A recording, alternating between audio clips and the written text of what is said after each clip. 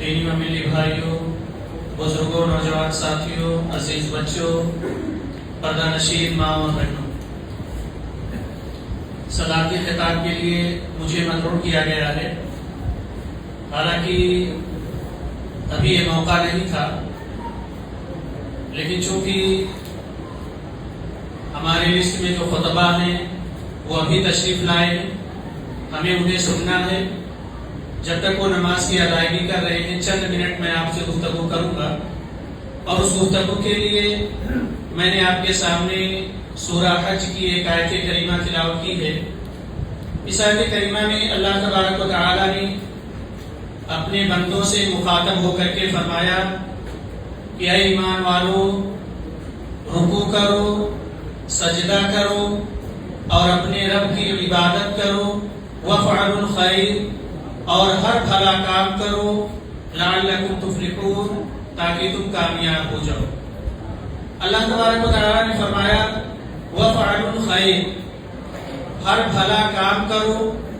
یہاں خیر کا لفظ عام ہے، اس کے اندر ہر طرح کی بھلائی، ہر طرح کی نیکی اور ہر طرح کا اچھا کام آتا ہے۔ پیارے بھائیوں، پردہ نشین ماں اور بہنوں، زندگی میں مجھ سے اور آپ سے جو خیر کے کام مطلوب ہیں، ان میں سے ایک بہت بڑا خیر کا کام یہ ہے کہ ہم اپنی زندگی میں ضرورت مندوں کے کام آ جائیں۔ ہم جہاں رہتے اور بستے ہیں، ہمارے ارد گرد، ہمارے اطراف میں بہت سارے ضرورت مند ہوتے ہیں۔ کوئی بھوکا ہے جسے بھوک مٹانے والے لقمے کی ضرورت ہے، کوئی پیاسا ہے جسے پانی کے گھونٹ کی ضرورت ہے، کوئی بیمار ہے جسے علاج اور دوا کی ضرورت ہے، کسی کے بدن پر کپڑے نہیں ہیں، اسے کپڑوں کی ضرورت ہے، کوئی پریشان حال ہے جسے تسلی کے دو بول بولنے کی ضرورت ہے، کسی کو مشورے کی ضرورت ہے کہ ہم اور آپ اسے مشوروں سے نوازیں۔ شریعت نے اپنے ماننے والوں کو اس بات کی تلقین کی ہے کہ زندگی میں کبھی بھی خود غرض بن کر کے مت جیو۔ ایسا نہ ہو کہ آپ کی زندگی اس طرح سے گزر رہی ہو کہ میں اور میری ضرورت بس، میں اور میرے بیوی بچے بس۔ ایسا خود غرض انسان ایک مثالی مومن نہیں ہو سکتا ہے۔ ایسا خود غرض انسان کبھی معاشرے کی اصلاح میں اپنا وقت نہیں دے سکتا ہے۔ شریعت نے اپنے ماننے والوں کو اس بات کی تلقین کی ہے کہ زندگی میں کبھی بھی خود غرض بن کر کے مت جیو۔ ہم اس امت کے افراد ہیں جس کے بارے میں اللہ تبارک و تعالی نے یہ صفت ہی بیان فرمائی، اخرجت للناس، یہ قوم، یہ امت لوگوں کی بھلائی کے لیے برپا کی گئی۔ جب ہم اس امت کے افراد ہیں تو اپنی اور اپنی بیوی بچوں کی فکر کرنے کے ساتھ ساتھ معاشرے کے ضرورت مندوں کی ضرورت میں کام آ جانا یا ان کی ضرورتوں کے لیے فکر کرنا، یہ باقاعدہ مومنانہ کردار ہے کہ انسان صرف اپنے لیے نہ جی۔ ایک مومن ہمیشہ دوسروں کے لیے فکر مند ہوتا ہے، ایک مومن ہمیشہ دوسروں کی ضرورتوں کا خیال رکھتا ہے، اور یہ اتنی بڑی نیکی ہے، اتنی بڑی نیکی ہے کہ پیارے نبی صلی اللہ علیہ وسلم نے اس نیکی کو جہاد سے تشبیہ دی۔ صحیح بخاری کی ایک روایت میں ہے کہ ابو ہریرہ رضی اللہ تعالیٰ عنہ راوی حدیث ہیں، بیان فرماتی ہیں کہ نبی اکرم صلی اللہ علیہ وسلم نے فرمایا کہ مسکینوں کی ضرورتوں کو پوری کرنے والا، کسی ضرورت مند کی حاجت روائی کرنے والا، معاشرے کی بیواؤں یتیموں کا خیال کرنے والا، اللہ کے راستے میں جہاد کے مانند ہے، اور اسے تہجد گزاروں اور روزہ رکھنے والوں کے برابر ثواب اللہ تبارک و تعالی عطا فرماتا ہے۔ تو اپنی زندگی کو معاشرے کے کمزوروں، یتیموں، مسکینوں، بیواؤں اور دیگر ضرورت مندوں کے لیے وقف کر دینا، یہ اتنی عظیم صفت ہے کہ نبی صلی اللہ علیہ وسلم نے اس صفت کو نفلی عبادتوں میں سب سے افضل عبادت قرار دیا۔ آپ دیکھیں گے نبی اکرم صلی اللہ علیہ وسلم فرماتے ہیں کہ میں اپنے کسی ضرورت مند بھائی کی ضرورت کو پوری کرنے کے لیے 2 قدم چلوں، مجھے یہ محبوب ہے اس بات سے کہ میں مسجد نبوی میں 1 مہینے کا اعتکاف کروں۔ یعنی مسجد نبوی میں 1 مہینے کے اعتکاف کرنے سے کہیں زیادہ افضل نبی اکرم صلی اللہ علیہ وسلم یہ بیان فرماتے ہیں کہ میں کسی ضرورت مند کے کام آ جاؤں، میں کسی ضرورت مند کی ضرورت کو پوری کر دوں،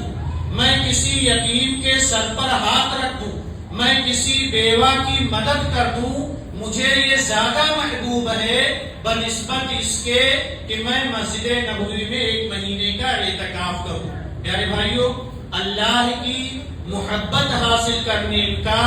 سب سے آسان راستہ یہ ہے کہ آپ اس کے بندوں کے کام آ جائیں، آپ ان کی مدد کر دیجیے، مسکینوں، یتیموں، کمزوروں، ضرورت مندوں کی آپ خبر گیری کر لیجئے، اللہ کی محبت کے آپ حقدار بن جائیں گے۔ نبی اکرم صلی اللہ علیہ وسلم فرماتے ہیں، حضرت عبداللہ ابن عمر رضی اللہ تعالی عنہما راوی حدیث ہیں، طبرانی کی روایت ہے کہ اللہ کے نزدیک سب سے زیادہ محبوب وہ شخص ہے جو سب سے زیادہ لوگوں کے لیے نفع بخش ہے، سب سے زیادہ وہ اللہ کے بندوں کو فائدہ پہنچا سکتا ہے، جتنا فائدہ پہنچا سکتا ہے اتنا ہی زیادہ وہ اللہ تبارک و تعالیٰ کے قریب ہوگا اور اللہ کا محبوب بندہ بن جائے گا۔ کتنی عظیم صفت ہے یہ، کتنی عظیم صفت ہے کہ جس کے اندر بھی یہ صفت پائی گئی تو اس پر اللہ تبارک و تعالیٰ اپنی نعمتوں کی بارش کرتا ہے۔ آپ کسی ضرورت مند کی ضرورت کو پوری کرنے کے لیے نکلے، آپ کو لگتا ہوگا کہ آپ کے مال میں کمی ہوگی، آپ کے وقت میں کمی ہوگی، لیکن نبی صلی اللہ علیہ وسلم فرماتے ہیں کسی ضرورت مند کی ضرورت کو پورا کرنے کے لیے اگر آپ نکلیں اور یہ صفت اگر آپ کے اندر پائی جاتی ہے تو اللہ تبارک و تعالیٰ ایسے صفات سے متصف لوگوں پر اپنی نعمتیں نچھاور فرماتا ہے، اور جو نعمتیں اللہ تعالیٰ نے پہلے سے دے رکھی ہیں ان نعمتوں کو اللہ تبارک و تعالیٰ ضائع اور برباد نہیں کرتا بلکہ ان کی حفاظت فرماتا ہے۔ آپ کی تجارت میں کبھی نقصان نہیں ہوگا، آپ کا مال کبھی برباد نہیں ہوگا، اس شکل میں کہ آپ اپنی زندگی میں خود غرض بن کر کے زندگی نہیں گزار رہے، آپ کی زندگی سے دوسرے لوگ فائدہ اٹھا رہے ہیں، آپ کی زندگی دوسروں کے لیے نفع بخش ثابت ہو رہی ہے، آپ اپنی زندگی میں اپنے مال کے ذریعہ یتیموں کی خبر گیری کر رہے ہیں، مسکینوں کی خبر گیری کر رہے ہیں، بیواؤں کی خبر گیری کر رہے ہیں، ضرورت مندوں کی ضرورتوں میں کام آ رہے ہیں، تو نبی اکرم صلی اللہ علیہ وسلم فرماتے ہیں رب کبھی آپ کی تجارت کو گھاٹے میں نہیں لائے گا، اللہ تبارک و تعالیٰ کبھی آپ کے مال کو نقصان نہیں پہنچائے گا، بلکہ مزید اللہ تبارک و تعالیٰ آپ پر اپنی نعمتیں نچھاور فرمائے گا۔ اللہ تعالیٰ آپ کو کی نعمتوں کو اس لیے بھی باقی رکھے گا، آپ کی نعمتوں کو اس لیے بھی ضائع نہیں کرے گا کہ آپ اللہ کی نعمتوں کو لے کر کے اس کے ضرورت مند بندوں پر احسان کر رہے ہیں، آپ اس کے ضرورت مند بندوں کی خبر گیری کر رہے ہیں۔ اور کتنی عظیم صفت ہے یہ کہ اللہ تعالیٰ نے ہمارے جسم میں 360 جوڑ رکھے، 360 جوڑ رکھے، ہر صبح ان جوڑوں کے بدلے 360 صدقے ایک مسلمان پر واجب ہو جاتے ہیں۔ نبی صلی اللہ علیہ وسلم نے اس صدقہ کو ادا کرنے کے لیے جو راہیں بتلائی ہیں کہ آپ یہ کام کرو، یہ عمل کرو، ان جوڑوں کی طرف سے صدقہ ادا ہو جائے گا، انہی میں سے ایک عمل نبی صلی اللہ علیہ وسلم نے یہ بھی بیان فرمایا کہ ڈھونڈو زمین کے اندر، تلاش کرو زمین پر کہ کوئی ایسا ضرورت مند ہو کہ جس کی ضرورت کو آپ پوری کر لے جاؤ تو یہ تمہاری طرف سے ان 360 جوڑوں کی طرف سے صدقہ ہو جائے گا۔ ہم صبح اٹھتے ہیں، ہمارے بدن کے سارے اعضاء صحیح اور سلامت ہیں، ہمارے بدن کے سارے جوڑ صحیح اور سلامت ہمیں ملتے ہیں، ہم اشاش پشاش ہو کر کے صبح کرتے ہیں، تو نبی اکرم صلی اللہ علیہ وسلم فرماتے ہیں کہ تم پر صدقہ واجب ہوتا ہے، اور یہ صدقہ اس شکل میں بھی ادا ہو سکتا ہے کہ آپ زمین پر تلاش کریں، کوئی ضرورت مل جائے، ضرورت مند مل جائے تو آپ اس کی ضرورت کو پوری کر دیں، اس کی طرف سے صدقہ ادا ہو جائے گا۔ اور کون سی چیز آپ صلی اللہ علیہ وسلم نے بیان فرمائی؟ کون سا عمل آپ نے کہا کہ اس کے ذریعہ سے بھی یہ صدقہ اتر جاتا ہے؟ کس کو معلوم؟ 360 صدقہ واجب ہوتا ہے، کس کو معلوم اس کو کیسے اتارا جائے، کیا عمل کرنا؟ ایک تو میں نے بتا دیا کہ آپ ضرورت مندوں کے کام آ جائیں، اور دوسرا کیا ہے جی؟ آواز نہیں آ رہی، دوسرا اشراق کی نماز، جی جزاک اللہ خیر۔ تو یہ صلاۃ الضحیٰ آپ پڑھ لیں تو اس کے ذریعہ سے بھی یہ صدقے ادا ہو جاتے ہیں۔ میرا دوسروں کی مدد کرنا،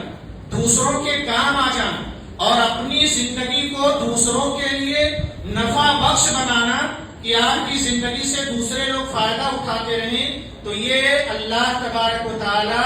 کی نصرت آپ کے اوپر آتی ہے، آپ کو نصرت الہی کا حقدار بنا دیتی ہے۔ یہ عمل اللہ تبارک و تعالیٰ کی طرف سے آپ پر مدد آتی ہے۔ آپ نے کسی یتیم کا ہاتھ بٹا دیا زمین پر، کسی بھوکے کو آپ نے کھانا کھلا دیا، کسی بیوہ کے آپ ہمدرد بن گئے، اس تو دوسروں کی مدد کر کے اللہ تبارک و تعالیٰ کی مدد کے آپ مستحق بن گئے۔ اللہ تعالیٰ بھی آپ کی مدد کرے گا، اور اللہ تعالیٰ کا یہ قانون ہے، اللہ کا یہ اصول ہے کہ اس زمین پر میرے بندوں کے ساتھ جو جیسا سلوک کرے گا میں اب اس بندے کے ساتھ ویسا ہی سلوک کروں گا۔ اگر آپ کی صفت اس زمین کے اندر یہ پائی جاتی ہے کہ آپ اللہ کے بندوں کی مدد کرتے ہیں، تو کل قیامت کے دن اللہ تبارک و تعالیٰ آپ کی مدد فرمائے گا ایسے وقت میں جبکہ آپ کی کوئی مدد کرنے والا نہ ہوگا۔ اگر آپ چاہتے ہیں کہ آپ کے مشکل وقت میں اللہ تبارک و تعالیٰ آپ کے کام آ جائے، اگر آپ چاہتے ہیں کہ آپ کے پریشانی کے وقت میں اللہ تبارک و تعالیٰ آپ کی مدد کرتے، تو ایسی صورت میں آپ کو اس زمین کے اوپر رہنے والے ضرورت مندوں کا خیال کرنا ہوگا۔ اور یہ بہت عظیم صفت ہے، کیونکہ خود غرض انسان جو صرف اپنے بارے میں سوچتا ہے، جو صرف اپنے گھر کے بارے میں سوچتا ہے، جو صرف اپنے بیوی اور بچوں کے بارے میں سوچتا ہے، وہ اچھا مسلمان نہیں ہو سکتا، وہ مثالی مسلمان نہیں ہو سکتا۔ ایک مثالی مسلمان اپنی ضرورتوں کے ساتھ ساتھ اپنے ارد گرد رہنے والے، اپنے پڑوس میں رہنے والے، سماج اور سوسائٹی میں رہنے والے، محلے میں رہنے والے ضرورت مندوں کی ضرورتوں کا وہ خیال رکھتا ہے، اور یہ ایک مثالی مومن ہے۔ نبی صلی اللہ علیہ وسلم کی زندگی کے حالات پڑھو میرے بھائی، پوری زندگی آپ صلی اللہ علیہ وسلم نے کمزوروں، مسکینوں، ضرورت مندوں کے لیے آپ نے وقف کر دی تھی۔ آپ صلی اللہ علیہ وسلم کے یہاں کوئی دربار نہیں تھا کہ آپ کوئی آئے، آپ صلی اللہ علیہ وسلم سے وقت لے اور پھر آپ صلی اللہ علیہ وسلم اس کی مدد کرے، کوئی دربار نہیں تھا۔ آج ہم اور آپ ضرورت مندوں کو جھلک دیتے ہیں، سماج میں ہیں، معاشرے میں ہیں، معاشرے کی اصلاح کی بات کرتے ہیں اور بڑی بڑی باتیں کرتے ہیں، لیکن جو اہم چیزیں ہیں معاشرے کی اصلاح میں کہ ہم معاشرے کے ضرورت مندوں کی خبر گیری کرنے میں لگ جائیں، اس کے ذریعہ سے بھی معاشرے کی بہت حد تک اصلاح ہو سکتی ہے۔ اور ہم آج لوگ ضرورت مند ہمارے پاس آتے ہیں تو ہم انہیں جھڑک دیتے ہیں۔ میرے بھائیوں، اگر کسی کی ضرورت کو پوری نہیں کر سکتے تو کم از کم اس کی مجبوری کو آپ سن سکتے ہو، اس کی پریشانی کو آپ سن سکتے ہو، اور یقین جانیں ایک مرتبہ آپ کسی ضرورت مند کی ضرورت کو اچھے سے سن لیں، اسے وقت دے دیں، تو اس شخص کا آدھا درد ویسے ہی دور ہو جائے۔ لیکن ہم سننے کے لیے بھی تیار ہیں، ہمارے پاس اتنا وقت ہی نہیں ہے۔ ہم اپنی زندگی کو اس قدر سنوارنے میں لگے ہیں، ہم اپنی زندگی کو اس قدر آگے لے کر ہمیں دوسروں کی پرواہ نہیں ہے کہ ہماری زندگی سے کس کو تکلیف ہو رہی ہے، کس کو فائدہ پہنچ رہا ہے، ہم اس کے بارے میں نہیں سوچتے۔ پیارے نبی صلی اللہ علیہ وسلم نے سنا، ہم تو سننے کے لیے بھی تیار نہیں ہوتے۔ آپ صلی اللہ علیہ وسلم نے سنا، اور کب تک سنا؟ آپ عشاء کی نماز کے لیے جا رہے، اقامت کہہ دی گئی، سب بندی ہو گئی ہے صحابہ کرام کی۔ نبی اکرم صلی اللہ علیہ وسلم کے پاس اس وقت ایک ضرورت مند آیا، آپ نے اس ضرورت مند کی بات سنی اور اتنی دیر تک سنی کہ صحابہ کرام کو اونگ آنے لگی۔ یہ آپ صلی اللہ علیہ وسلم کا ضرورت مندوں کے ساتھ رابطہ تھا، کس طرح سے آپ اپنی زندگی سے دوسرے لوگوں کو فائدہ پہنچایا کرتے تھے کہ ہم اور آپ سوچ بھی نہیں سکتے۔ کہاں ہے ہماری اخلاق، کہاں ہے ہماری زندگیوں میں یہ اخلاق؟ پیارے بھائیوں، خود غرض بن کر کے زندگی مت گزارو، اور خود غرضی یہ اچھی علامت نہیں ہے۔ پیارے نبی صلی اللہ علیہ وسلم نے فرمایا، بسا اوقات کوئی ضرورت مند آپ کے پاس آتا ہے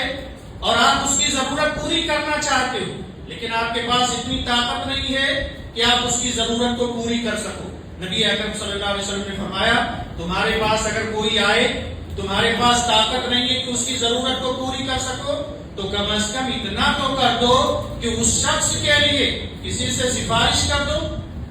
کسی بڑے آدمی سے اس کی سفارش کروا دو، تاکہ وہ اس کی ضرورت کو پوری کر سکے اور اس کی ضرورت جو ہے مکمل ہو جائے۔ پیارے بھائیوں، نبی صلی اللہ علیہ وسلم خود لوگوں کی ضرورتوں کو پوری کیا کرتے تھے، اور بسا اوقات آپ صلی اللہ علیہ وسلم اگر ضرورت پوری نہ کر پاتے تو آپ دوسروں سے سفارش کرتے کہ فلاں شخص کی ضرورت کو پوری کر دیا۔ پیارے نبی صلی اللہ علیہ وسلم سفارش کرتے تھے۔ بریرہ رضی اللہ تعالیٰ عنہ، چونکہ وقت مختصر دیا گیا ہے اور ہمارے خطبہ الحمدللہ فضیلت الشیخ کمال الدین ثناوی حفظہ اللہ، فضیلت الشیخ کفایت اللہ ثناوی حفظہ اللہ ہمارے درمیان موجود ہیں، اور الحمدللہ ہمیں اور آپ کو بھی انہیں سننا ہے اور بہترین انداز میں سننا ہے، بہترین خطبہ میں سے یہ لوگ شمار ہوتے ہیں۔ تو میں ایک واقعہ بتا کر کے اپنی بات ختم کروں گا۔ نبی اکرم صلی اللہ علیہ وسلم، حضرت بریرہ رضی اللہ تعالیٰ عنہ کے بارے میں آتا ہے، جب وہ آزاد ہو گئی تو انہوں نے اپنے شوہر مغیث سے الگ ہونا چاہا اور الگ ہو گئی، مگر شوہر مغیث جو ہے چھوڑنے کے لیے تیار نہ تھے۔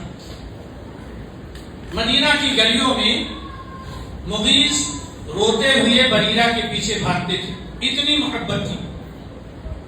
کہ میرے پاس رہ جاؤ، مان جاؤ، مجھے مت چھوڑ کر کے جاؤ۔ مغیث کی یہ حالت دیکھ کر کے نبی صلی اللہ علیہ وسلم کو ترس آیا اور حضرت بریرہ رضی اللہ تعالیٰ عنہا کو بلایا اور کہنے لگے، بریرہ مان جاؤ،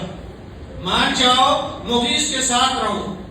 بریرہ رضی اللہ تعالیٰ عنہ کہنے لگے، اللہ کے رسول صلی اللہ علیہ وسلم، یہ آپ کا حکم ہے، اگر حکم ہے آپ کا تو آپ کا حکم سر آنکھوں پر، اور اگر مشورہ ہے تو اللہ کے رسول صلی اللہ علیہ وسلم میں مغیث کے ساتھ نہیں رہ سکتی۔ نبی اکرم صلی اللہ علیہ وسلم نے باقاعدہ سفارش کی حضرت مغیث رضی اللہ تعالیٰ عنہ کو لے کر کے حضرت بریرہ رضی اللہ تعالیٰ عنہ سے۔ تو کہنے کا مقصد یہ ہے کہ ایک مسلمان کو اپنی زندگی کو دوسروں کے لیے نفع بخش بنانا چاہیے۔ اللہ تعالیٰ نے جو صلاحیت دی ہے اس صلاحیت کو لے کر کے دوسروں کو فائدہ پہنچانا چاہیے۔ آپ کسی بڑی پوسٹ پر آئیں، آپ اپنے نوجوان محلے میں دیکھیں، انہیں کوئی نہ کوئی نوکری دلا دیں۔ آپ کے پڑوس میں کوئی یتیم ہے، آپ روزانہ اس کی مدد نہیں کر سکتے، لیکن کم از کم محلے میں کئی ایسے اہل ثروت ہوں گے جو ہر مہینہ اس کے گھر راشن پہنچا سکتے ہیں۔ لیکن ہم میں سے کتنے ایسے ہیں جو یتیموں کے سروں پر ہاتھ رکھتے ہوں؟ ہم میں سے کتنے ایسے ہیں جو بیواؤں کا خیال رکھتے ہوں؟ ہم میں سے کتنے ایسے ہیں جو مسکینوں کے ساتھ ہمدردی کرتے ہوں؟ ہم میں سے کتنے ایسے ہیں جو دوسروں کو اچھا مشورہ دیتے ہوں؟ نہیں پیارے بھائیو، آج ہماری زندگی، ہم سمجھتے ہیں اس بھاگ دوڑ بھری زندگی میں صرف میں اپنے بال بچوں کا پیٹ پال لے جاؤں، یہی میرے لیے کافی ہے۔ یہ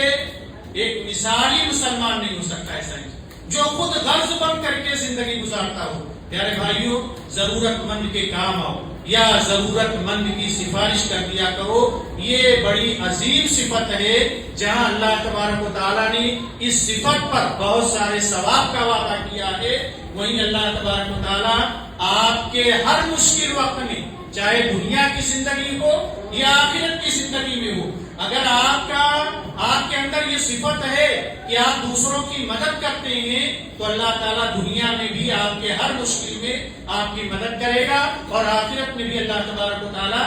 آپ کی مدد کرے گا. اللہ تبارک و تعالیٰ ہم تمام لوگوں کو خود غرضی اور خود غرض بن کر کے زندگی گزارنے سے بچائے. آمین. وصلی اللہ علیہ نبینا محمد وبارک وسلم. السلام علیکم ورحمۃ اللہ وبرکاتہ.